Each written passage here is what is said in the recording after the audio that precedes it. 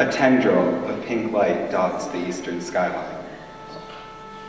It splices the dark sky, and the clouds open up, precipitating a cascade of brilliance which descends from the heavens and illuminates the darkened world.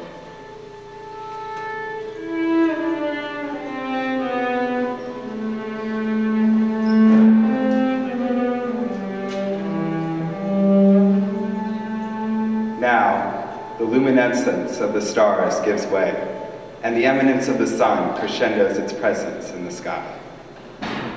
A new day has begun.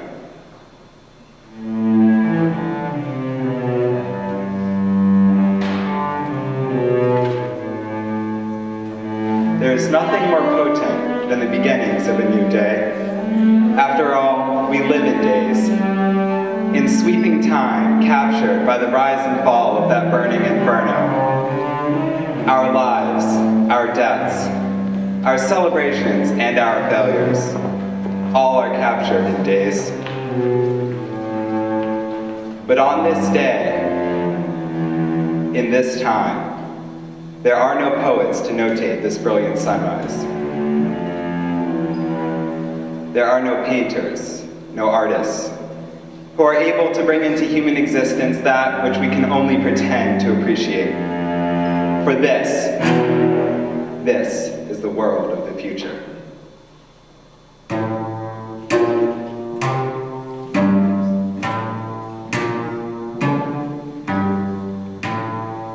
In this future, in this time, art has given way to the demands of society.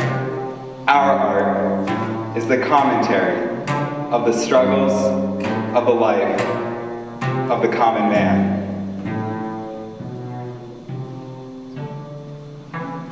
One cannot say it is not beautiful.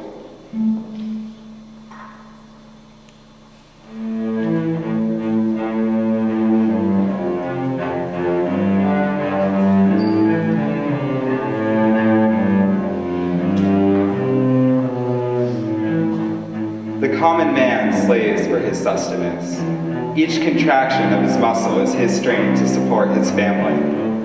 He was born into a world which despises the common man, a world that glorifies greatness and demeans mediocrity. But one cannot escape the bounds of mediocrity, for living an average life is its very definition. No, the common man can never achieve greatness. For greatness is destined for a select few. To be great, one must sacrifice a piece of themselves in order to branch out of their common existence and become something they are not. To be great, one must destroy expectation, defy reality, and change the world.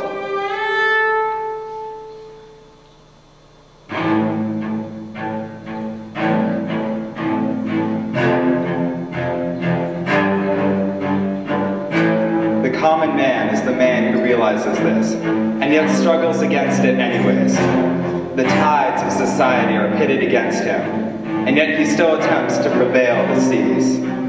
He is a solitary man on a solitary boat, as he fights waves he can never hope to best. And yet he continues on anyways, surrounded by the billions of others, ones he will never recognize. For the struggle of the common man is one he faces alone.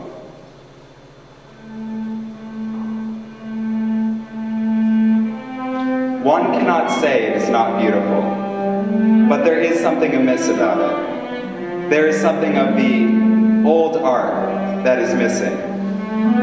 They say the rhythms of the syllables can take the place of the drum, and the melody shaped by the words can displace those of the fife. I stand to disagree. I am an individual in this declaration, in a society made up of forces. I stand alone. The common man, he is no individual. He is a force of this world. The critic, he is not even that. The critic is a counterforce, one whose existence is is dependent on that of another. But I, an individual, stand to disagree.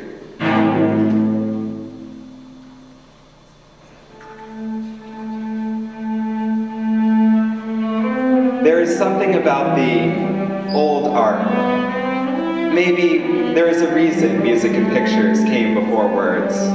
Maybe we were meant to draw, not write. Maybe we were meant to speak, but to sing.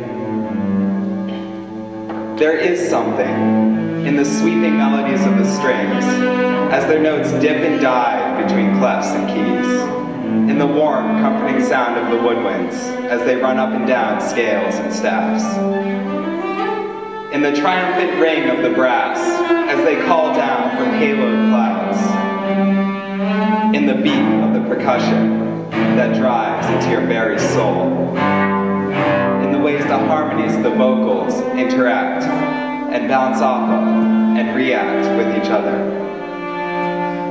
There is something in that.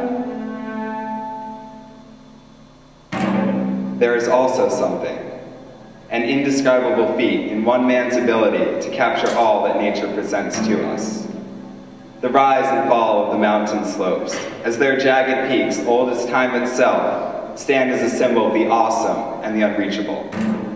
The murmur of the cascading waterfall in the rainforest, as the brilliant sunlight reaches the canopy and reflects off the falling water, throwing the sparkling light onto the vibrant green plants.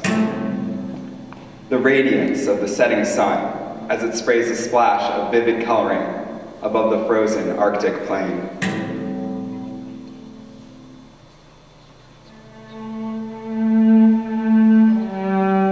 Yes, the old art has a certain power, a certain influence, a certain way it can infiltrate the mind of even the most apathetic human and pluck their heartstrings in such a way as to generate chords of understanding and light a light in them that can be seen for miles.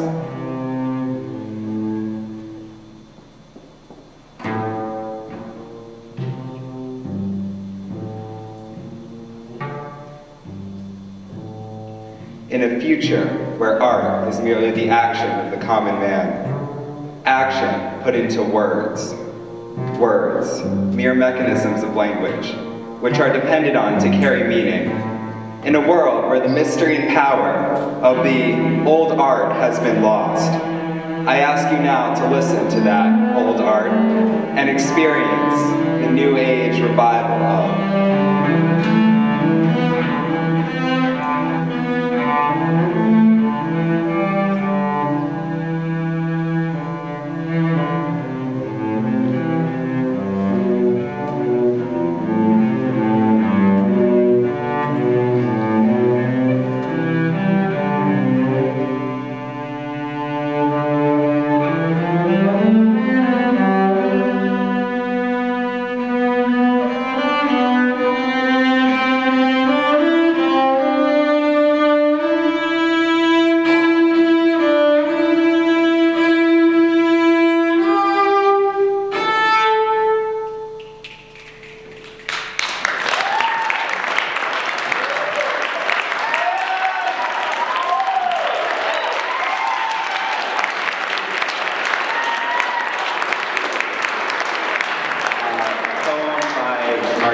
And original music by Andrew.